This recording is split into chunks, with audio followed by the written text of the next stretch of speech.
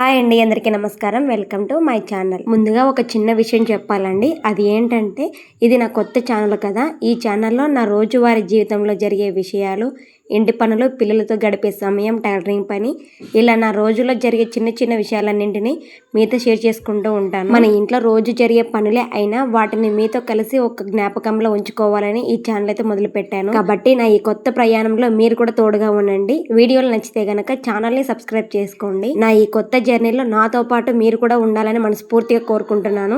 మరి ఇక ఈ రోజు మన రోజు ఎలా మొదలైందో చూద్దాం. రోజు మన జీవితంలో చేసే చిన్న చిన్న పనులే అయినా వాటి మధ్యలో మనకంటూ కొంచెం సమయం అనేది కేటాయించుకొని మనకు నచ్చిన పని చేసుకుంటూ ముందుకు వెళ్తే ఆ రోజు ఎంతో సంతృప్తిగా ఉంటుంది కదా. అలాంటి మా రోజువారీ జీవితంలో ఒక రోజు ఎలా గడిచిందో ఈ రోజు వీడియోలో మీతో షేర్ చేసుకుంటున్నాను.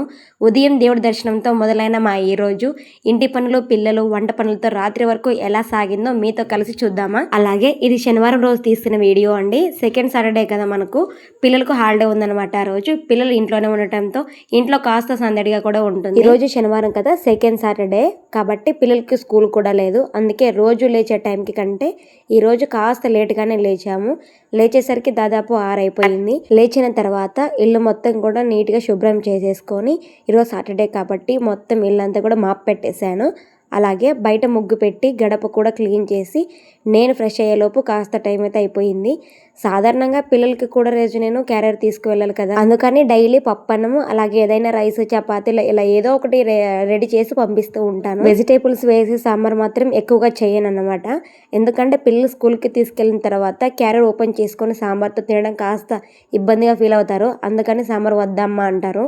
అందుకోసమని తక్కువగా సాంబార్ చేస్తూ ఉంటాను. కానీ ఈరోజు సెకండ్ సాటర్డే కాబట్టి పిల్లలు ఇంట్లోనే ఉన్నారు. అందుకే ఈరోజు వాళ్ళ కోసం వెజిటేబుల్స్ వేసి సాంబార్ చేయాలి అనుకున్నాను. అలాగే పిల్లలకు కూరగాయలు ఎక్కువగా తినిపిస్తే గనక ఆరోగ్యానికి కూడా మంచిదే కదా. అందుకే ఈరోజు అలాగే మార్నింగ్కి, ఆఫ్టర్నూన్కి 2 పూటలకి కలిపేసి సాంబార్తో పాటు అలాగే రైస్ కూడా చేసుకోవాలి అనుకున్నాను. ఇక ముందుగా సాంబార్ కోసం కావాల్సిన వెజిటేబుల్స్ అన్ని కూడా తీసుకొని నీట్గా కట్ చేసుకుంటున్నాను. అన్ని ఒక్కొక్కటిగా కట్ చేసుకోవడం కంటే కావాల్సిన కూరగాయలు అన్నింటినీ ఒకేసారి కట్ చేసుకుంటే మన పని కూడా త్వరగా అయిపోతుంది. తర్వాత వంట చేసేటప్పుడు ఒక్కొక్కటి తీసుకొని కట్ చేయాల్సిన పని అయితే ఉండదు కదా. అందుకే ముందుగా వెజిటేబుల్స్ అన్ని ఒకసారి కట్ చేసుకొని పక్కన పెట్టేసుకున్నాను. అలాగే పిల్లలు ఇంట్లో ఉన్నప్పుడు వాళ్ళకి కూరగాయలు ఎక్కువగా పెట్టాలి అనిపిస్తుంది. రోజు పిల్లలు స్కూల్కి క్యారియర్ తీసుకువెళ్తారు కాబట్టి సాంబార్ లాంటివి తీసుకెళ్ళడం కాస్త ఇబ్బందిగా ఉంటుంది. అలాగే వాళ్ళు ఏం తింటారో ఏం తినరో మనకు తెలియదు కదా. అందుకే ఈరోజు ఇంట్లోనే ఉన్నారు కాబట్టి కాస్త ఎక్కువ వెజిటేబుల్స్ వేసి సాంబార్ అనేది చేస్తున్నాను. ఈరోజు సాంబార్కి వచ్చేసి ఉల్లిపాయ, క్యారెట్, బీన్స్, క్యాలీఫ్లవర్, మునక్కాయ, దోసకాయ, టమాటా, వంకాయ ఇలా అన్ని కూరగాయలు కలిపైతే కట్ చేసేస్తాను. పిల్లలకు అన్ని కూరగాయలు విడివిడిగా పెట్టినా తినకపోవచ్చు కదా. ఇలా సాంబార్లో కలిపి వేస్తే వాళ్ళు కూడా ఇష్టంగా తింటారు. మనకు కూడా పిల్లలకు మంచి కూరగాయలు పెట్టామన్న సంతృప్తి అనేది ఉంటుంది.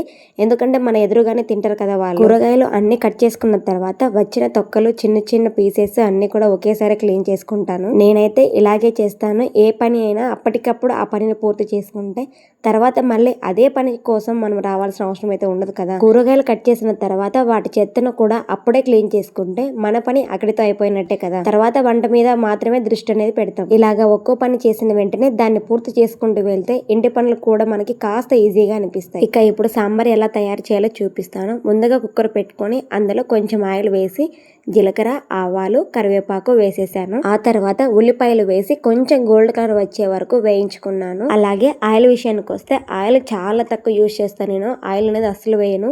ఆయిల్ వేయడం వల్ల నాకు అలాగే మా ఫ్యామిలీ మెంబర్స్ కూడా దగ్గు, ఆయాసం అనేవి వస్తూ ఉంటాయి కాబట్టి ఆయిల్ అనేది ఎక్కువ యూజ్ చేయను. మా ఆయన కూడా ఎక్కువగా వేయను. ఇక కూరగాయల విషయానికి వస్తే కనుక మనం కూరగాయలు తెచ్చినప్పుడే ఫ్రిడ్జ్లో పెట్టుకునే ముందు ఒకసారి కడిగి పెట్టుకుంటాం కదా. అయినా వంట చేసేటప్పుడు మళ్ళీ ఒకసారి నీళ్ళతో వేసి బాగా క్లీన్ చేసుకుంటాను. మనము జీలకర్ర, ఆవాలు, కరివేపాకు వేసాము కదా, కొంచెం ఉల్లిపాయలు వేసేసి అవి కొంచెం గోల్డ్ కలర్ వచ్చే వరకు వేయించుకోవాలి. తర్వాత క్లీన్ చేసుకున్న మునక్కాయలు, ఫస్ట్ మునక్కాయలు మనం క్లీన్ చేసుకోవాలి. క్లీన్ చేసుకొని మనం వేయించుకున్న ఆనియన్స్ ఉన్నాయి కదా వాటిలోకి వేయాలి. మునక్కాడ ఎందుకు ముందుగా వేస్తానంటే నేను అది కొంచెం గట్టిగా ఉంటుంది కదా, కొంచెం తొందరగా మగ్గడానికి అలాగే ముందుగా వేస్తాను. ఇప్పుడు మునక్కాయలు కొంచెం మగ్గేలో ఈలోపు మిగతా వెజిటేబుల్స్ ఉన్నాయి కదా అన్నీ కూడా క్లీన్ చేసుకోవాలి.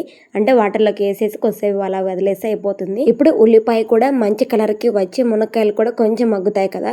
ఇప్పుడు ముందుగా మనం క్లీన్ చేసుకున్న వెజిటేబుల్స్ అన్నింటినీ ఒకేసారి కుక్కర్లో వేసేసుకోవాలి. ఇలా ఒక్కొక్కటి విడిగా వేయకుండా అన్ని కలిపి వేసుకుంటే కూడా సరిపోతుంది. ఒక్కొక్కరు ఒక్కొక్క స్టైల్లో సాంబార్ చేసుకుంటూ ఉంటారు కదా. నేను మాత్రం మా అత్తగారు నాకు నేర్పించిన విధంగానే సాంబార్ అనేది చేస్తాను. నేను ఎప్పుడు కూడా మా ఇంట్లో సాంబార్ ఇలాగే ప్రిపేర్ చేస్తూ ఉంటాను.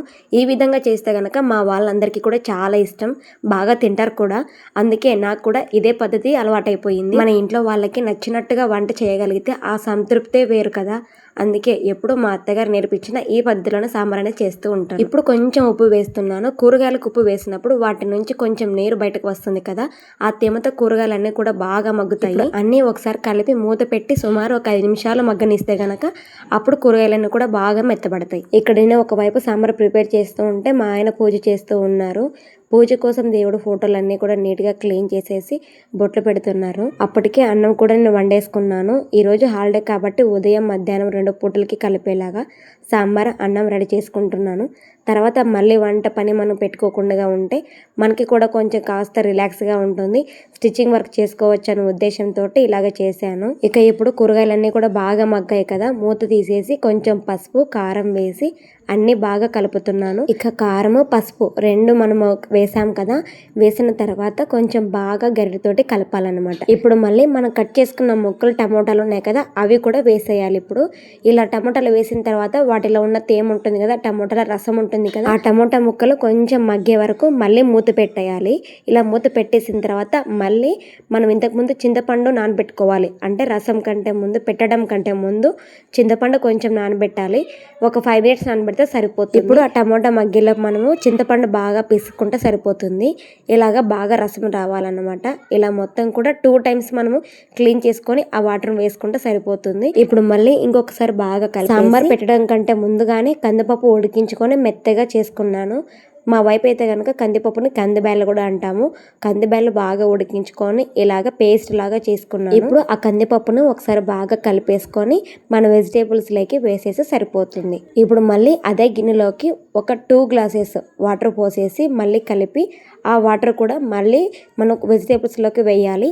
అలాగే మనకు సాంబార్ వాటర్ ఎంత కావాలి అనేది చెక్ చేసుకొని మనకి ఎంత రసం అయితే కావాలో అన్ని వాటర్ వేసుకుంటే సరిపోతుంది. అలాగే ఈరోజు సాటర్డే కాబట్టి మా టిఫిన్ చేసే టైము 10-11 కూడా అవ్వచ్చు. ఎందుకంటే పూజ చేసి లేట్ అవుతుంది కాబట్టి, హాలిడే కూడా అది కూడా. అలాగే మధ్యాహ్నం అంటే మన ఆఫ్టర్నూన్ భోజనం తింటామో తినమో కూడా డౌటే అన్నట్టు ఉంటామన్నమాట. ఇప్పుడు సాంబార్లోకి మనకు సరిపడా నీళ్ళు వేసేసుకొని ఒకసారి బాగా కలిపి మూత పెట్టేస్తున్నాను. అటు ఒక పక్క సాంబార్ మెల్లగా ఉడుకుతూ ఉంటుంది. ఈలోపు మా ఆయన పూజ చేసుకుంటూ ఉన్నారు కదా, పూజ సామాగ్రి అంతా క్లీన్ చేయాల్సి అన్ని క్లీన్ చేసుకొని పూజ చేసేసరికి లేట్ అవుతుందని ఇలాగ ఒకవైపు సాంబార్ ఉడుకుతూ ఉంటే క్లీన్ చేసేస్తానని నేనే కొంచెం క్లీన్ చేస్తున్నాను. అందుకే ఇప్పుడు పూజ సామాగ్రి అంతా ఒక్కొక్కటిగా క్లీన్ చేసేసి నీట్గా సర్దుతున్నాను. ఇంట్లో ఒక పని జరుగుతున్నప్పుడు మధ్యలో ఇంకో పని కూడా పూర్తి చేసుకుంటే మనకి తర్వాత పనులు కాస్త తగ్గుతాయి కదా. ఒక దాని కోసం ఇంకొకటి ఆపకుండా వీలైనంత వరకు 2 పనులు మేనేజ్ చేసుకుంటూ వెళ్తే రోజువారి పనులు కూడా త్వరగా పూర్తవుతాయి. ఇప్పుడు పూజ సామాన్లు క్లీన్ చేయడానికి మనం స్టీల్ సామాన్లకి ఉపయోగించే లిక్విడ్ ఉంటుంది కదా, అలాగే పితాంబరం పొడి 2 కలిపి నేను వేసుకొని క్లీన్ చేస్తున్నాను. ఇలాగ 2 కలిపి క్లీన్ చేస్తే పూజ సామాన్లు కూడా చాలా క్లీన్గా అవుతాయి. మీరు కూడా చూస్తున్నారు కదా ఎంత నీట్గా క్లీన్గా అవుతుంది. అలాగే ఇంతకుముందు సాంబార్కి చింతపండు నానబెట్టుకున్నాను కదా, అందులో కొంచెం చింతపండు మిగిలిపోయింది కదా, దాన్ని కూడా వేస్ట్ చేయకుండా ఇప్పుడు పూజ సామాన్లకి క్లీన్ చేయడానికి ఉపయోగిస్తాను. మా మావయ్య గారు అయితే గనక చింతపండు ఎక్కువగా ఉపయోగిస్తారు. చింతపండుతో పాటు మనం ముగ్గు వేస్తూ ఉంటాం కదా, ఆ ముగ్గు కూడా కొంచెం కలిపి పూజ సామాన్లు క్లీన్ చేస్తారు. అలా చేస్తే కనుక చాలా బాగా క్లీన్ అవుతాయి. ఇలాగా ఇంట్లో అందుబాటులో ఉన్న వాటిని వేస్ట్ చేయకుండా అవసరమైన చోట ఉపయోగించుకుంటే మనకు కూడా పనికి వస్తాయి. ఇప్పుడు పూజ సామాన్లన్నీ ఒక్కొక్కటిగా క్లీన్ చేసుకుంటున్నాం కదా, ఇందులో దీపం కింద పెట్టుకునే ప్లేటు, అగరబత్తి వెలిగించడానికి కావాల్సిన సామాగ్రి ఇలా అన్నీ ఉన్నాయి కదా, గంట, అలాగే ధూపం మనం వేస్తూ ఉంటాం కదా, ఆ అన్నీ మా ఆయన క్లీన్ చేసుకున్నాడు ఆల్రెడీ. మేము అయితే గనక వీటన్నింటినీ విడివిడిగా పెట్టుకోకుండా అన్నింటినీ కలిపి ఒకే ప్లేట్లో సర్దుకొని పెట్టుకుంటాం అనమాట. అంటే అటు ఒకటి ఇటు ఒకటి, చాలా మంది కూడా అలా పెట్టుకుంటూ ఉంటాం. మేమైతే గనక అలా చేయము. ఎందుకంటే ఇది మా మావయ్య గారు అత్తయ్య గారు నుంచి చేస్తున్నారు కాబట్టి మేము కూడా ఇలాగే చేసుకుంటాము.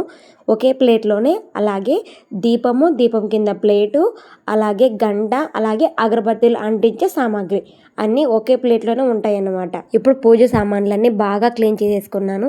చివరిగా ఒక పొడి క్లాత్ తీసుకొని ఒక్కొక్క సామాన్ని నీట్గా తుడుచుకుంటున్నాను.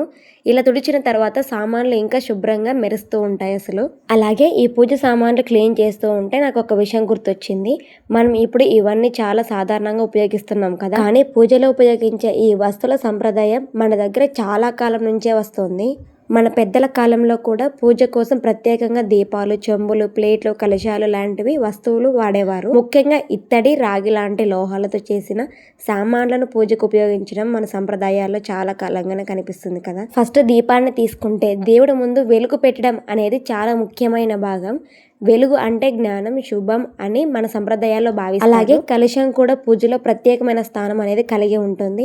నీటితో నింపిన కలశాన్ని పవిత్రకు, శుభానికి ప్రతీకగా భావించి పూజల్లో ఉపయోగిస్తూ ఉంటాం కదా. ఇలా చూస్తే మనం రోజు ఉపయోగించే ప్రతి పూజ సామానికి వెనుక ఒక సంప్రదాయము, ఒక భావన ఉంది. మన పెద్దలు పాటించిన పద్ధతులు తరతరాలుగా మన దగ్గరికి వచ్చాయి. అందుకే పూజ సామాన్లు కేవలం సామాన్లా కాకుండా మన ఇంటి ఆచారంలో ఒక భాగంగా చూసుకుంటాం. అందుకే వాటిని కూడా ఎప్పటికప్పుడు శుభ్రంగా ఉంచుకొని జాగ్రత్తగా పెట్టుకుంటాం. ఇప్పుడు పూజ సామాన్లన్నీ క్లీన్ చేసుకొని చివరిగా పొడి క్లాత్ తోటి ఒక్కొక్కటి నీట్గా తుడిచేసి మా ఆయనకైతే తీసుకొచ్చి ఇచ్చేసాను కదా.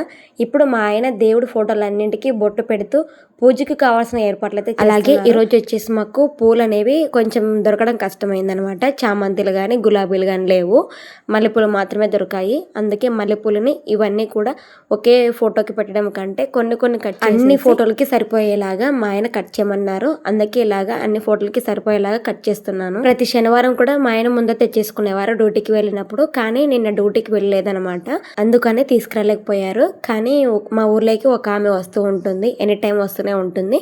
ఆమె దగ్గర కూడా చామంతిలు, గులాబీలు దొరకలేదు, మల్లెపూలు మాత్రమే దొరికాయి. అందుకని మల్లెపూలు అయితే తీసేసుకున్నాను. అలాగే మా చిన్ని చెట్టుకి కొన్ని గులాబీలు అయితే ఉన్నాయి. ఆ గులాబీలు కూడా దేవుడి ఫోటోలకే పెట్టేశాము. అన్ని కూడా ఒకే లెవెల్లో కట్ చేసేసాను. మా ఆయన దేవుడికి అయితే బాగా అలంకరించేశారు. కలశం కూడా చూడండి రెడీ చేస్తున్నారు. మా ఇంట్లో కలశం ఎలా పెడతామో మీకు కూడా ఒకసారి ఎక్స్ప్లెయిన్ చేస్తాను చూడండి. ముందుగా ఒక ప్లేట్ తీసుకొని అందులో బియ్యం పోస్తాము. ఆ బియ్యం మీద పసుపు, కుంకుమ వేసి దాని మీద కలశాన్ని అనేది పెడతాము, అంటే రాగి చెంబు. మేము కలశానికి ఇత్తడి చెంబునే ఉపయోగిస్తాము. ఆ చెంబులో నీళ్లు పోసుకొని దానికి తమలపాకులు ఎక్కిస్తాము. తమలపాకులు పెట్టిన తర్వాత వాటి మీద కొబ్బరికాయ అనేది పెడతారు మా ఆయన. కొబ్బరికాయను కూడా ఫస్ట్ వాటర్ తోటి, నిండు చెంబు వాటర్ అంటాం కదా, వాటర్ తోటి కడిగి బొట్టు పెడతారు. అలాగే కలశం చెంబు మధ్యలో కూడా ఒక బొట్టు పెడతాము. ఇలా కలశాన్ని సిద్ధం చేయడం మా ఇంట్లో ఎప్పటి నుంచే వస్తున్న పద్ధతి. మా పెద్దవాళ్ళు ఎలా చేసేవారు, మేము కూడా అదే విధానాన్ని ఇప్పటికీ పాటిస్తూ వస్తున్నాము. కొన్ని పద్ధతులు మనకి చిన్నప్పటి నుంచే చూస్తూ అలవాటైపోతాయి కదా, మనం కూడా తర్వాత అవే పాటిస్తాం. ముఖ్యంగా కొబ్బరికాయ విషయానికి వస్తే గనక మేము దాన్ని నెలకు ఒకసారి అయితే మార్చుకుంటూ ఉంటాము. ప్రతి అమావాస్యకి పాత కొబ్బరికాయ తీసేసి కొత్త కొబ్బరికాయ అయితే పెట్టుకుంటూ ఉంటాము. ఇది కూడా మా ఇంట్లో తరతరాలుగా వస్తున్న పద్ధతే. ప్రతి అమావాస్యకి పూజ సామాన్లు, కలశం అన్నీ ఒకసారి చూసుకొని అవసరమైనవి మార్చుకొని మళ్ళీ నీట్గా సిద్ధం చేసుకుంటాము. ఇక మా ఆయన దేవుడి ఫోటోలన్నింటికి బొట్లు పెట్టి పూలతో అలంకరించి కలశాన్ని కూడా సిద్ధం చేసేసరికి పూజకి కావాల్సిన ఏర్పాట్లు దాదాపుగా పూర్తయ్యాయి. ఇప్పుడు దీపం వెలిగించి అగరబత్తీలు వెలిగించి పూజ అయితే మొదలు పెడుతున్నారు. ఉదయం ఇంట్లో ఇలా దీపం వెలిగించి పూజ చేసుకునేటప్పుడు ఒక ప్రశాంతమైన వాతావరణం ఏర్పడుతుంది కదా, ఆ సమయం చాలా బాగుంటుంది కదా. రోజు మనం ఎన్నో పనుల్లో బిజీగా ఉన్నా ఇలా కొద్దిసేపు దేవుడి ముందు కూర్చొని పూజ చేసుకుంటే మనసుకి కూడా కాస్త ప్రశాంతంగా అనిపిస్తుంది. అలాగే దీపం గురించి ఒక చిన్న విషయం చెప్పాలనిపించింది. మన ఇంట్లో ఉదయం లేచినప్పుడు దీపం వెలిగిస్తాము, అలాగే సాయంత్రం అయ్యేసరికి మళ్ళీ దీపం వెలిగిస్తాము కదా. కానీ దీపం వెలిగించడం అనేది కేవలం ఒక ఆచారం మాత్రమే కాదు, మన రోజును మంచి ఆలోచనతో మొదలుపెట్టి ప్రశాంతతతో ముగించాలని గుర్తు చేసే ఒక అలవాటు లాంటిది. ఉదయం దీపం వెలిగించినప్పుడు కొత్త రోజు మొదలవుతుంది. ఆ రోజు మనం చేసే పనులన్నీ మంచిగా జరగాలని దేవుడిని కోరుకుంటాం. సాయంత్రం దీపం వెలిగించినప్పుడు రోజంతా ఎన్ని పనులు, ఎన్ని హడావుడులు ఉన్నా కాసేపు అన్నీ పక్కన పెట్టి ప్రశాంతంగా దేవుడి ముందు కూర్చుంటాం. ఒక చిన్న దీపం ఇంట్లో వెలిగితే ఆ ప్రదేశం అంతా వెలుగుతో నిండిపోతుంది కదా. అలాగే మన జీవితంలో కూడా ఎన్ని కష్టాలు వచ్చినా చిన్న ఆశ, చిన్న ధైర్యం ఉంటే ముందుకు వెళ్ళడానికి ఒక వెలుగు దొరుకుతుంది. అందుకే మా ఇంట్లో పెద్దలు కూడా పొద్దున సాయంత్రం దీపం ఉండాలని చెబుతూ ఉంటారు. మేము కూడా మా పెద్దల దగ్గర నుంచి నేర్చుకున్నట్టుగానే ఇప్పటికీ ఆ పద్ధతిని పాటిస్తూ వస్తున్నాం. ఇంట్లో అందరూ ఆరోగ్యంగా, సంతోషంగా ఉండాలని, మనం చేసే ప్రతి పని మంచిగా జరగాలని కోరుకుంటూ పూజ చేసుకున్నాం. ఇక మీ అందరికీ తెలిసిందే కదా, ప్రతి శనివారం మేము గుడికి వెళ్తూ ఉంటామని. ఇక ఈ రోజు కూడా ఆంజనేయ స్వామి గుడికి వెళ్ళైతే వచ్చేసాం. మీ ఇంట్లో కూడా ఇలా పొద్దున సాయంత్రం దీపం వెలిగిస్తారా? మీ ఇంట్లో దీపం వెలిగించే పద్ధతి ఎలా ఉంటుందో కమెంట్ లో చెప్పండి. ఇక మేము గుడి నుంచి తిరిగి వచ్చేసరికి అటు సాంబార్ కూడా బాగా ఉడికిపోయి రెడీగా ఉంది. ఇక అన్నం అయితే ముందే వండేసుకున్నాం కాబట్టి సాంబార్ కూడా రెడీ అవడంతో ఇంకేముంది, వడియాలు వేయించుకొని భోజనానికి కూర్చున్నాం. అయితే అప్పటికి టైం వచ్చేసి దాదాపు 10:30 అయిపోయింది. ఇప్పుడు దీన్ని టిఫిన్ అనాలో లంచ్ అనాలో నాకైతే అర్థం కాలేదు. ఉదయం భోజనం అయిపోయింది కాబట్టి ఇక మధ్యాహ్నం మళ్ళీ భోజనం చేస్తామో లేదో కూడా తెలియదు. ఇక భోజనం చేసేసిన తర్వాత కొన్ని బ్లౌజెస్ కటింగ్ చేయాల్సి ఉండటంతో రూమ్ లోకి అయితే వచ్చేసాను. కటింగ్ కావాల్సిన అన్ని రెడీ చేసుకొని ముందు పెట్టుకున్నాను లేదో కరెంట్ పోయేసింది. కరెంట్ పోయిందంటే మనకు తెలుసు కదా, ఇంకా టైలరింగ్ పనులకి ఎంత ఇబ్బంది అవుతుందో. అదే సమయంలో బయట వాతావరణం కూడా ఒక్కసారిగా మారిపోయింది. కొద్దిసేపటికి వర్షం మొదలైంది. మొదట మెల్లగా మొదలయ్యి తర్వాత వర్షం బాగా ఎక్కువైపోయింది. బయట వర్షం శబ్దం కూడా చాలా బాగా వినిపిస్తుంది కదా. ఒకవైపు కరెంట్ లేదు, ఇంకా వైపు వర్షం లేదు.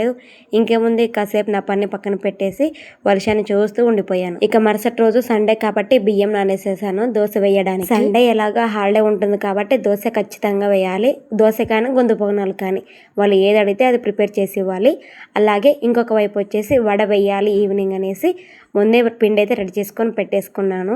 ఈవినింగ్ స్నాక్స్ కోసం వడలు చేయాలి అని మా అబ్బాయిలు అడిగారనమాట. అందుకే ఈవినింగ్ స్నాక్స్ కోసం వడలు అయితే వేస్తున్నాను ఇక్కడ. అయితే ఇక్కడ ఒక విషయం చెప్పాలి మీకు, వడలు వేయడంలో నేను ఏమంత ఎక్స్పర్ట్ కాదండి. నిజం చెప్పాలంటే నాకు అసలు వడలు వేయడమే పెద్దగా రాదు అసలు. ఎప్పుడో నాకు కొత్తగా పెళ్ళప్పుడు ఒకసారి వేశాను, మా అత్తగారు చూపించారు అది కూడా. మళ్ళీ ఇప్పుడు ఇన్నాళ్ళ తర్వాత వేస్తున్నాను. ఇప్పటికి కూడా నాకు వడలు ఎలా వేయాలి, ఎలా ప్రిపేర్ చేయాలి అనేది అంతగా ఐడియా లేదు. అంటే తెలుసు అలసంద వడలు ఎలా ఉంటాయి, అలాగే ఉద్దిబెల్ల వడలు ఎలా ఉంటాయి అనేది తెలుసు. నాకు కొంచెం ఐడియా అయితే ఉంది. ఏదో యూట్యూబ్లో అరకొర చూసి నేర్చుకున్నంత వరకే నాకు తెలుసు అనమాట. అయినా మనకి ఏదైనా చేయడం రాకపోతే ఎప్పటికీ రాదని కాదు కదా, ఒకసారి ప్రయత్నిస్తే కదా నేర్చుకునేది. అందుకే నాకు సరిగ్గా రాకపోయినా సరే ఈ రోజు వడలు ఎలాగైనా వేసి చూద్దాం అనుకున్నాను. ఇది కూడా నాకు ఒక చిన్న కొత్త ప్రయత్నమే కదా. మరి నేను వేసిన వడలు ఎలా వచ్చాయో చివరిలో మీరే చూసి చెప్పాలి. నేను ఇక్కడ వడలు ఎలా వేయాలి అబ్బా అని ఆలోచిస్తూ ఎలాగోలా వేసేస్తున్నాను. కానీ నా వడలు అయ్యేలోపే మా పిల్లలు మాత్రం ఒక్కొక్కటిగా ఎత్తుకెళ్ళిపోతూ ఉన్నారు. అప్పుడే నాకు అర్థమైపోయింది ఏదోలా చేసిన నా వడలు బాగానే నచ్చినట్టున్నాయి అని. నేనైతే ఇన్నాళ్ళ తర్వాత వడలు చేస్తున్నాను, పైగా ఎలా చేయాలో కూడా అంతగా ఐడియా లేదు. కానీ పిల్లలు మాత్రం టేస్ట్ చేసి వెంటనే తీర్పిచ్చేశారు. ఎలాగా అంటే బాగున్నాయి కాబట్టే కదా ఇలా ఎత్తుకెళ్ళిపోతున్నారు. ఇంకా నేను వడలు వేయడం పూర్తయ్యేలోపే ప్లేట్ ఖాళీ అయిపోతుందేమో అనిపిస్తుంది. అసలు ఈరోజు వీళ్ళు అన్నం తింటారో లేదో కూడా నాకు డౌటే అనిపిస్తుంది. వడలు ఇంత నచ్చేసాయంటే ఈరోజు అన్నం అవసరం లేదేమో, ఈ వడలతోనే కడుపు నింపుకునేలా ఉన్నారు. ఇలా చూస్తూ ఉదయం నుంచి సాయంత్రం వరకు మా రోజు మొత్తం అయితే గడిచిపోయింది. నేనైతే వడలు చేయడం నేర్చుకుంటూ వేస్తుంటే వీళ్ళు మాత్రం తినడం మాత్రం బాగా నేర్చుకుని ఉన్నారు. ఈరోజు పిల్లలకు హాలిడే కావడంతో వాళ్ళతో కలిసి ఇంట్లోనే ఉండటం, ఉదయం పూజ, వంట పనులు, సాంబార్ చేసుకోవడం, తర్వాత గుడికి వెళ్ళి రావడం, కరెంటు పోయి వర్షం పడటం, ఆ వర్షంలో వడలు వేసుకోవడం, ఇలా ఈ రోజు మొత్తం ఒక్కో పని కూడా చేసుకుంటూ గడిచిపోయింది. ఇదే అండి ఈ రోజు మా హాలిడే రొటీన్. ఉదయం నుంచి రాత్రి వరకు నా రోజంతా మీతో షేర్ చేసుకున్నాను. వీడియో కనుక మీకు నచ్చినట్లయితే లైక్ చేసి సపోర్ట్ చేయండి. మన ఛానల్ కొత్తగా చూస్తున్న వాళ్ళైతే కనుక సబ్స్క్రైబ్ చేసుకొని బెల్ ఐకాన్ ఆన్ చేసుకొని పెట్టుకోండి. ఇంకొక మంచి వీడియోలో మళ్ళీ కలుద్దాం. అంతవరకు బాయ్.